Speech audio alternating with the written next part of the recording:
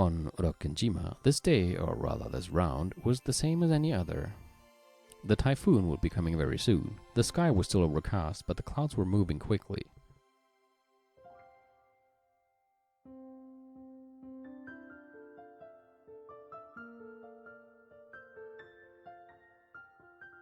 The only thing on Natsuhi's mind was the plan to cover up Kinzo's absence again this year.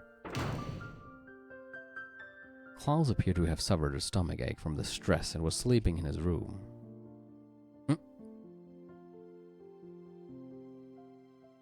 Jessica and Kumasawa had left in a boat to go shopping and greet the incoming relatives on Niijima.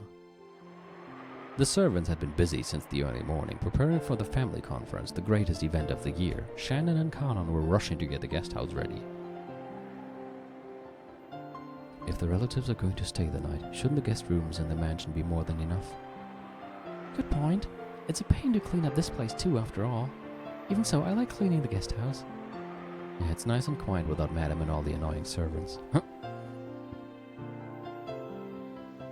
Shannon smiled wryly as she performed a detailed examination of the guest room. Did we forget to clean anything? Do we need to restock anything? She diligently gave the room one final check over. You checked everything thoroughly last night too, didn't you? You really are dedicated. It's days like this that you tend to get pranked if you're careless. You can never find important things when you need them, and things that were supposed to be closed turn out to be open. That's because you're too careless. You don't pay attention while you work. I guess that's why you're helping me check. Thanks. There's nothing to thank me for. If you were a bit more alert, I wouldn't have to help at all. But you actually just want to be with me, right? You're such a kid. That's not it at all. It's all because you've been so ecstatic about George-sama lately. You're messing up so much I can't let you out of my sight. Kanon-kun, let's chat a bit. We can't do that now, we're working. You keep making fun of me and George-sama, but how is it going between you and Jessica-sama? Nothing's going on in particular. If you have time to talk about that, let's just finish this. What? Kanon had very obviously been trying to change the subject. Shannon had then snuck up behind him and pushed him down onto the bed. Uh-oh.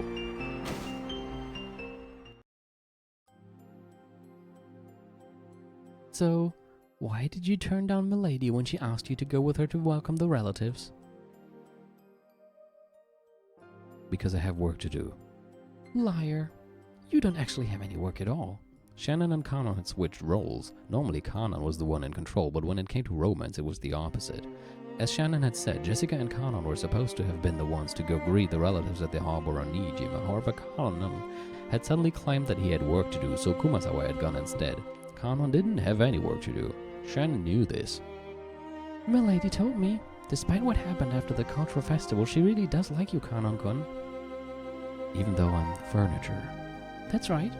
And I'm furniture too. But despite that, you're in love with a human, even though you can't do that. You think so? Maybe we're furniture, just because we take that for granted. I don't have any special feelings for Milady Jessica. Liar. I only think of her as the daughter of the family we serve. Really? Really. Not true. What? You know, there's a chance that George-sama will propose to me tonight. Shannon wore an incredibly peaceful smile on her face, but Kanon could tell that there was no way she'd let him change the subject.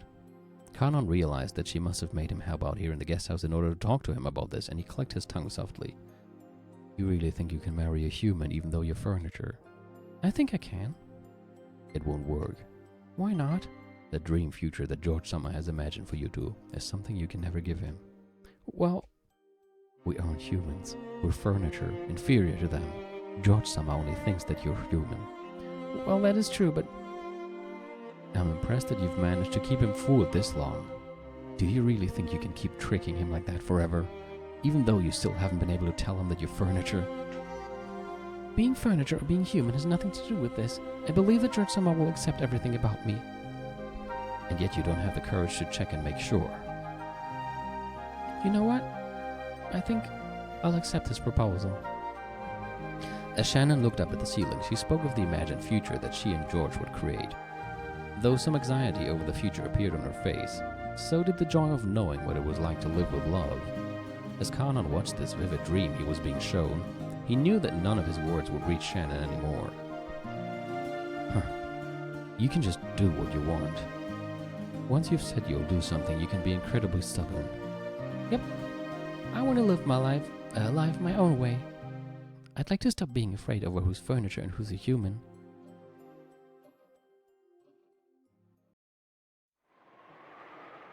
Kanon walked over to the window silently. He saw the rose garden filled with boring gray flowers in bloom. In bloom. He realized that Shannon was acting above her place, and he knew that her tale had no... Attacked by the microphone. He knew that her tale had no chance of a happy ending. However, he also knew that no words of his could change her mind now that she had made her decision. In that case, it doesn't matter what I say. If I tell you to stop, you won't listen. If I tell you to do what you want, you'll do what you want. Why are you talking to me about this? It's not like you care what I have to say. What I want to know is how you feel about Milady. I have nothing to do with the two of you. Do you really feel absolutely nothing from Milady? No, I don't, as I keep telling you. Liar. What makes you think that's a lie? I can tell. I'm your Nissan, aren't I? You don't know. You can't know what I'm feeling. I do. I know everything about you, Kanon-kun. If you really do know, then why did you ask? Your head and your heart are completely filled by George-sama, aren't they? And it's the sincerity of yours that I love. That's why I'm rooting for you in the only way I can. Otherwise, even I wanted to love Milady. Kanon finally turned to face her honestly and openly, telling her how he really felt. That was what Shannon had wanted to hear, and after hearing that, she pressed Kanon even further to reveal his true feelings. You can't leave it at that. I won't let you. Then what should I do? What do you want me to say? Don't try to dodge by saying I wanted to love her. All you need to do is honestly tell me what you really feel. Milady's too dazzling for me. The way she lives is dazzling, like the sun. That's why I love her. I was so happy when Milady stretched out her hand and asked me to walk with her. No, I still am happy. You love her, don't you?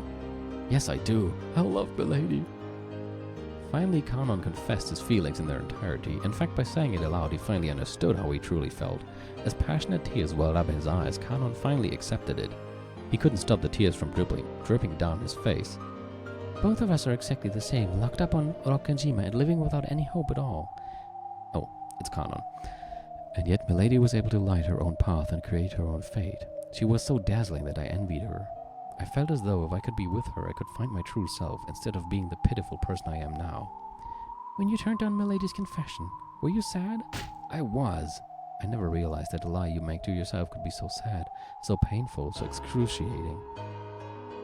And I couldn't forgive myself for hurting Milady with that lie. I believed that I didn't have what it takes to ever fall in love again. But that wasn't true. Do you know what's needed to fall in love? It's something you can't get from anyone but yourself. Being furniture or not has nothing to do with it. If you decide for yourself that it won't work out, then it won't.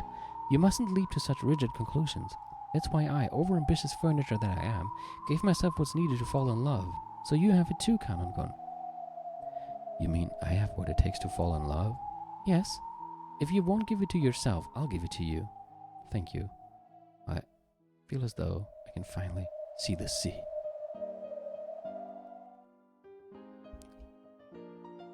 I'm certain of it. George-sama will propose to me tonight. When he does, I will accept. I intend to leave this island and start a new life in our new world. If that's the path you've chosen, then I have no say in the matter. I'll leave this island, and after that, I'll never return again.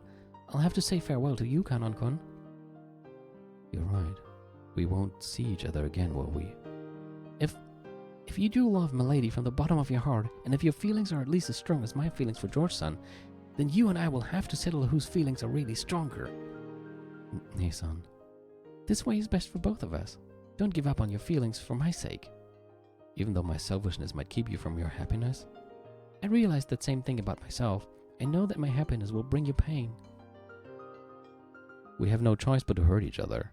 As she said this, Shannon turned her back to Kanon. As Kanon watched Shannon from behind, he was struck by her strength and the love she still felt for him despite everything. Nissan, living with you made me happy. Me too. I wouldn't have lasted this long without you. And that's why I was able to meet George-san. Yeah, and I wouldn't have realized how dazzling Milady is if it weren't for you. I won't abandon the way I feel. I'll focus on that feeling alone, ignoring everything else, and I won't look away when I trample over your heart. Me too. I won't use you as an excuse to hide the way I really feel. Whether my love bears fruit or yours does, we'll both support the victor. Yes, I promise. And if I win, I will love Milady and treasure you. Thank you. But if I win, I'll forget you and this island and leave this place forever. Yes, whichever of us wins, that person will pursue their love with all they've got, even if they know that love will be unrequited. Yes, after all, by now, we are not furniture.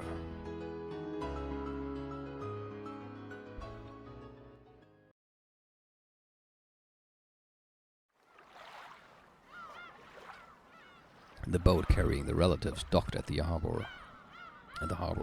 They left the boat one by one, making fun of Balor.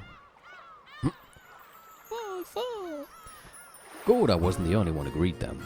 Kanon was there too. Who's speaking now? I guess Gorda. It has been quite some time, everyone. Allow me to welcome you to Rokkanjima. I hope that your long journey went smoothly. Welcome to Rokkanjima. Good. Gorda complimented Kanon in a whisper. Kanon ignored this, looking just a little sour, and continued to greet the incoming relatives. This is your first time meeting Gorda-san and Kanon-kun, isn't it, Batlakun? Ooh, it's my first time meeting Bella too. Gorda-san's a great chef. He's the only reason anyone ever want to come to this damn island.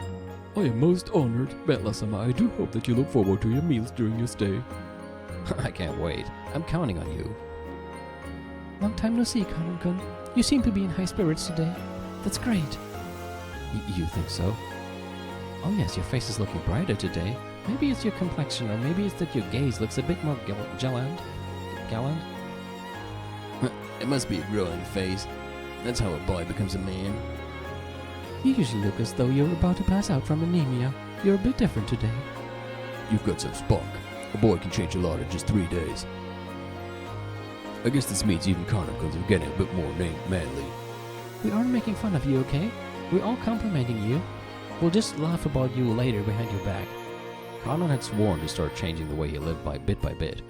However, he had only meant to change within himself and hadn't expected that it would show on the outside. He was a bit shocked to hear that his expression had changed so much. Well, I think that's natural. If you change on the inside, it will also affect the way you behave on the outside. He was a bit shocked to hear that his expression had changed so much that people had apparently noticed as soon as he opened his mouth. No, maybe the real surprise was that his normal expression must have looked so incredibly sullen in comparison. Gorda led the way up to the guest house. Kanon brought up the rear, helping to carry some of Kumasawa's shopping. Doesn't my face really look that bright today? It looks that way to me as well. That's why I need sunglasses. Hold on, where are they? Ah, there. Okay, now that's better. Now I can look you in the face, Kanon. Did something good happen? Even Kumasawa was saying it. Kanon, unable to see what his own face looked like, hung his head in embarrassment.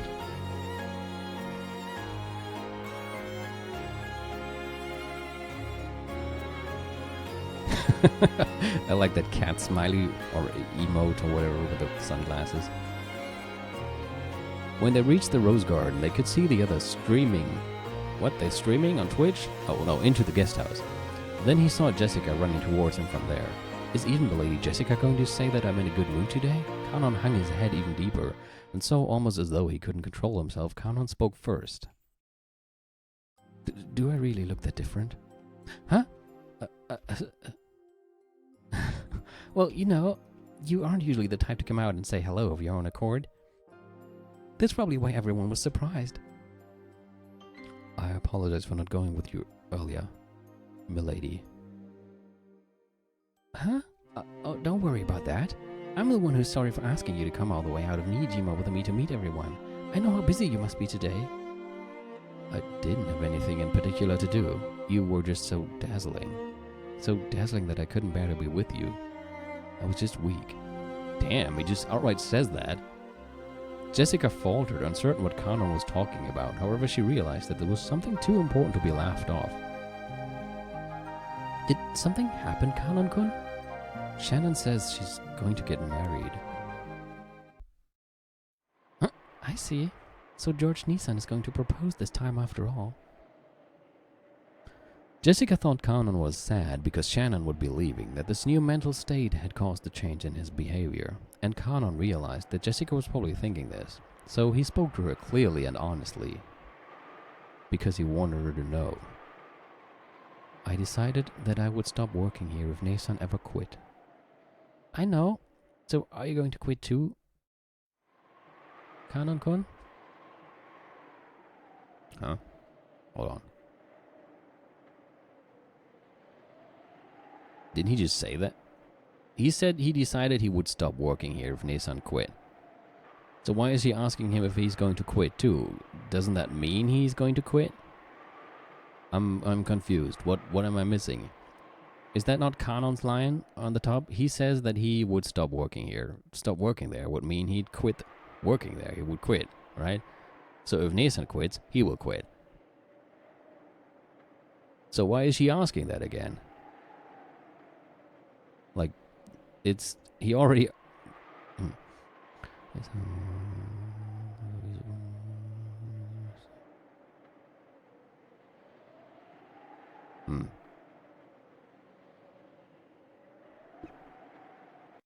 Kind of the same. I don't know. It's a bit weird to me. Maybe she's just asking if he really is going to go through with this quitting thing, because now he says I'm not sure anymore. I feel that if I quit, I might lose sight again of something you revealed to me, shining like the sun. Jessica could only stare blankly, unable to understand what he was saying. However, she did realize that he was trying to tell her something important, and so she was able to accept that his next words were neither a lie nor a joke. Milady Jessica, I love you. I love you too. You live your life like the sun, and I want to try walking that path alongside you. I have a feeling that with you I'll be able to break free from the me that I despise as furniture. You aren't furniture, Kanon-kun, and you weren't born just so you could become a servant. A boy your age should be enjoying life much, much more. I'm dazzled too. You're so dazzling, I can hardly see. Is this Battler's influence? Like he made the game so everybody could be happy right at the beginning? This is how I truly feel. I'm sorry for trying to hide it for so long. I apologize for hurting you on that day and my cowardice. That's okay. Just hearing you say that makes me happy. So, since I want to always be with you, I plan to stop being furniture. I ask that you give me some time to do that. Please forgive this last bit of weakness. There's nothing weak about you. You've shown me that you have the incredible courage to change yourself from the way you used to be. So I'll support you until the end, and I won't rush you until you're ready. If I'm the sun lighting your path, that's because I wanted to shine more brightly than anyone else so that you'd look only at me. Without you, there's no way I'd become anything like a sun. So I'll wait, no matter how long it takes. Thank you, milady. Milady's a bit stiff, don't you think? May I call you by your name? Sure. Oh, but only when we're alone, okay? Otherwise it might make things tough for you. Good point.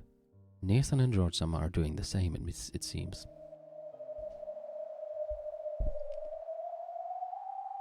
If Shannon hadn't been about to get engaged, you wouldn't have said what you said just now, right? Kanon hung his head at a loss for words for some time. But it was true. If Shannon hadn't told him about the engagement, he probably wouldn't have been having this conversation at this moment. Yes, because of that I was able to think long and hard. Come on, you heard about Shannon and you wanted to see what love felt like yourself, right? Yes. That's a pretty straight answer. Well, when I watched those two, I was pretty jealous myself. In truth, it wasn't quite like that for either of them. They'd been shown the courage needed to speak up and tell the one you love how you feel. That's what pushed both Kanon and Jessica forward. So, what should I call you? Jessica works fine. Just saying it like that would be a bit embarrassing. Then you can use sun, at least at first. Why not try it out? Come on. Jessica-san. Good, that'll do for now. And I'd like to call you by your name, Kanon-kun. You have a real name besides Kanon, don't you? I'll bet it has the character on in it like Kanon does. What could it be, huh? Wait, that was not on, that was... Kan? On with the other one. Is it Kan? My name is Yoshiya. Yoshiya? How is it written? Jessica tried tracing out various characters on the palm of her hand. Then Kanon used his own finger to write out his name on her hand. You write it as Yoshiya. So you're Yoshiya-kun. Yeah, that's a great name. Totally better than my weird name. It's not true. Milady Jessica has a wonderful name. Hey, say it again. Huh? Milady Jessica has... One more time. Milady Jessica has a wonderful... is something wrong? No big deal. Thanks. Yoshiya-kun. So that's one mystery answered, huh? His name. The red flowers of the rose garden seemed to celebrate the two lovers whose feelings had finally connected. The scene was watched by one not human who gazed out quietly from beneath the rose garden arbor.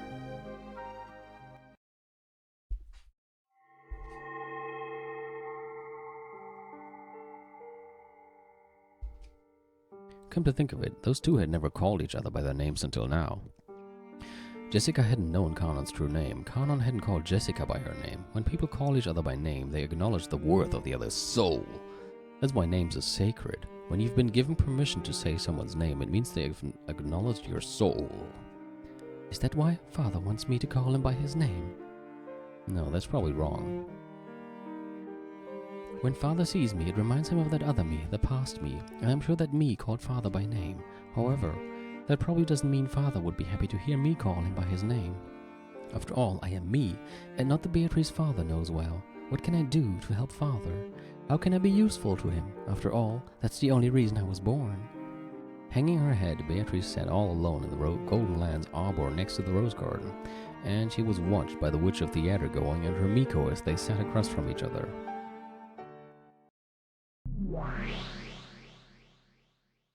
Poor kid. I never thought I'd see you feel compassion for Beato. It would be too cruel to call this Beato and the former Beato the same person. They're completely different people.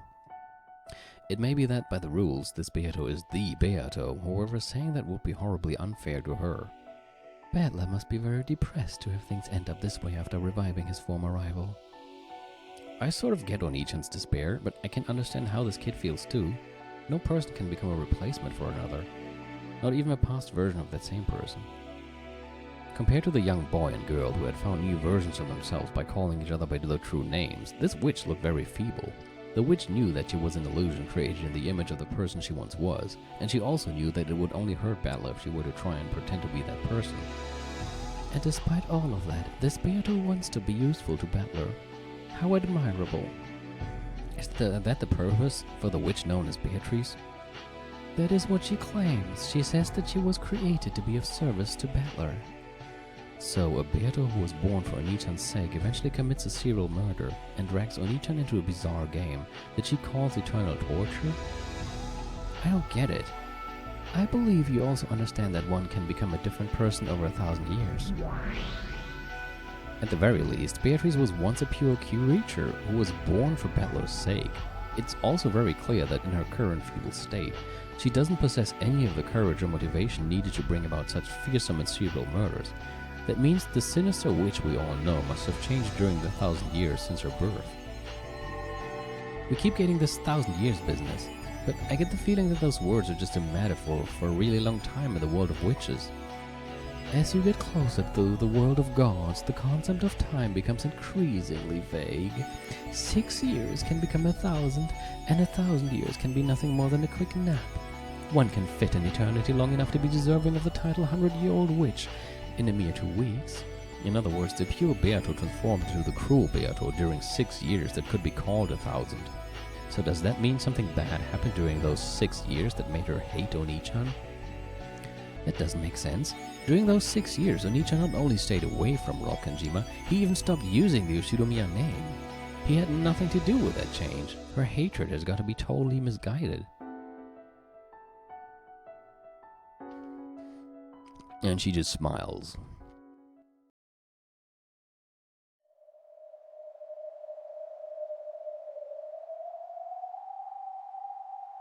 Oh, so this is where you were. Shall I make you some black tea? Kumasawa-san, there's something I'd like to know. Oh, very well. What is it? My name is Beatrice, isn't it? Yes, that is correct. You are Beatrice-sama, milady. However, the Beatrice that Father talks about isn't me. Well... I think Father wanted me to be that person. I think that might be why. He was disappointed because no matter how much I look like her, I am a different person. That isn't true. You are you, Beatrice-sama herself. You have merely lost your memory of the past after being newly reborn. Even without your memory, you are still Beatrice-sama. You are the same person whom the Master loves. So then, how can I regain those memories? Well... sorry. Beato looked at Kumasawa with hopeful eyes, as though praying that she would tell her the way. Kumasawa averted her gaze unhelpfully, as though trying to say that she'd like to, if only such a way existed. If I can't regain those memories, can you at least tell me what kind of person the Beatrice Father loved was? That much I can tell you, but you probably wouldn't like it. I was born for Father's sake, so I want to become the Golden Witch Beatrice that Father desires. But Beatrice-sama... I cannot use magic. However, if the witch Father desires could use it, then I will learn. I want to become the witch he desires. That's the only way I can repay Father for creating me. In that case, you will need to read lots of books on how to be completely batshit insane. That's admirable. Without the 1,000 years gone wrong, she really is an incredible kid. A chick of a witch. Very interesting. I've taken a liking to her, Angie. I shall allow this chick to make use of my library. Let us open the door that leads back to the world of witches. So you're going to make her read aloud the stories about her previous self? Yes, I want to know too. The creation story of the Golden Witch Beatrice.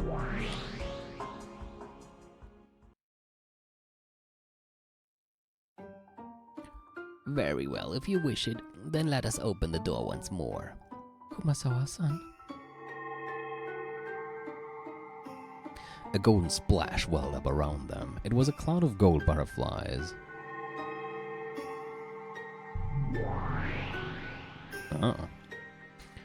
With a flash of gold, the form of the old lady transformed into that of a witch in a dress. You must choose the path that you are to walk down. Let us call it the path of roses. The beautifully blooming roses may encourage you, and their thorns may torment you. But even so, it's a path that you've walked down before. You may pass through the same 1,000 years. You may pass through a different 1,000 years. If you wish, you may even return back the way you came. I'll move on forward. I don't want to spend 1,000 years in this garden drinking tea. Beatrice was born for Father's sake, so I want to live for Father's sake. Please tell me about the Golden Witch.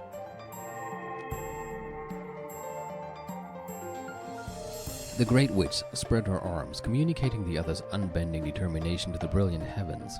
At that moment, brilliant light covered the two of them, and before they knew it, they were in a strange study.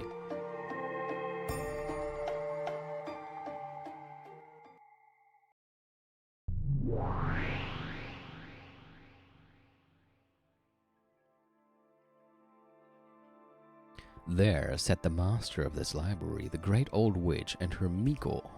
Vigilia gave a deep and elegant bow. It is the greatest of honors to be in your presence, Lady Featherine Augustus Aurora, the majestic witch of theater-going, drama, and spectating. Raise your head, child of man. I shall give that child the privilege of using my library however she likes for a time. Angie, my Miko, you will see to her needs. Sure, as you wish, my master. You know, you could just say, let me read your story.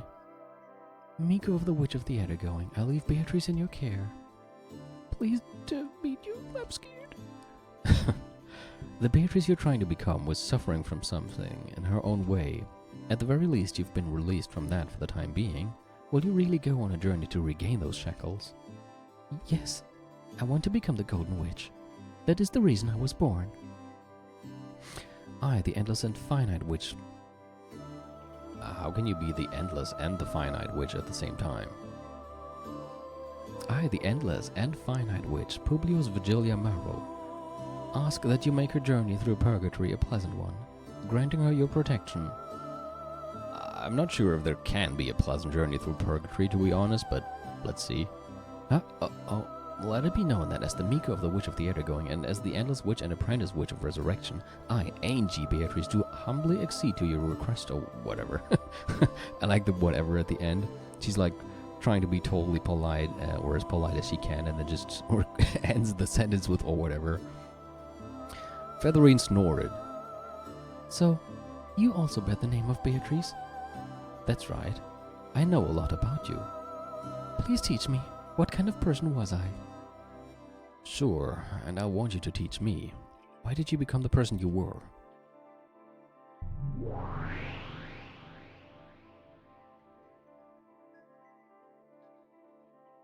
In this library, the fragments showing the tales of all your games up until now are stored as books. By reading them, you should be able to learn everything that has happened before now. By reading them, can I become a Golden Witch? To become a Golden Witch, one must solve the epitaph of the gold, and this trial cannot be skipped, not even by Beatrice herself. I'll do my best, so please let me read the books in this library. As admirable as ever, why are you so set on ending up like that again?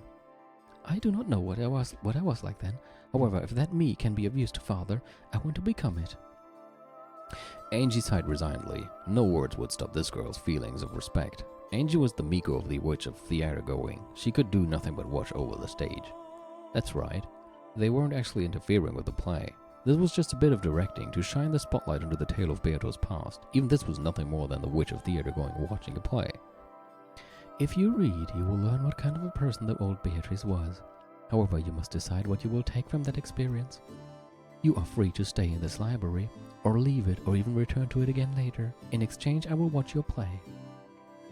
You'll watch my play? Basically, it means you can do whatever you want. Thank you very much. She likes it when you call her Featherine. Thank you very much, Featherine-sama. After being welcomed in by Featherine, Beato left on a journey to discover herself. Sounds kind of funny. That tale connected the old tale with the new one. It wove them together. The 1,000-year-old tale about her return to its starting point, becoming a snake eating its own tail.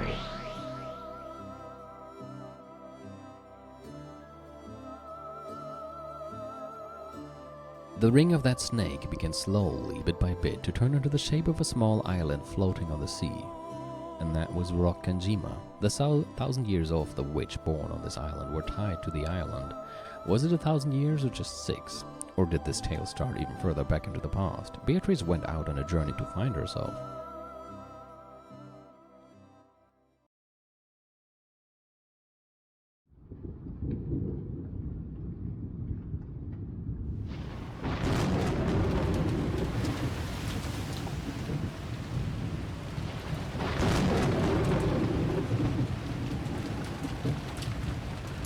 The wind had been strengthening since a while back. The breaking waves had grown fierce. The ferry boats probably wouldn't be coming for a while now. The crashing thunder told that the island had been sealed up from the outside world. A thick rain poured down, mocking the fools outdoors who had to rush pathetically to find shelter. No longer would anyone be able to leave this island, and no longer would anyone be able to reach this island. No one unless blessed with a miracle. There was another flash of lightning. The retinas of all who saw it were filled with white.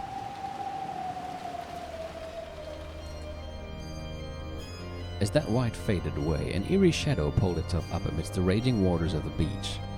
As though suddenly remembering to do so, it coughed violently several times, filthily spitting out the seawater that had filled its stomach.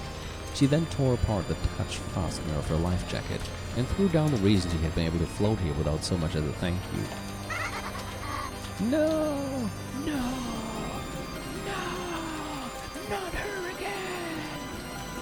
Welcomed in by a storm, same as always. Very good, though. Yes, come and entertain me, Battle-san. Couldn't she have been eaten by sharks this time? Or at least, you know, she could lose a leg or two. She could still crawl. She doesn't really need her arms either.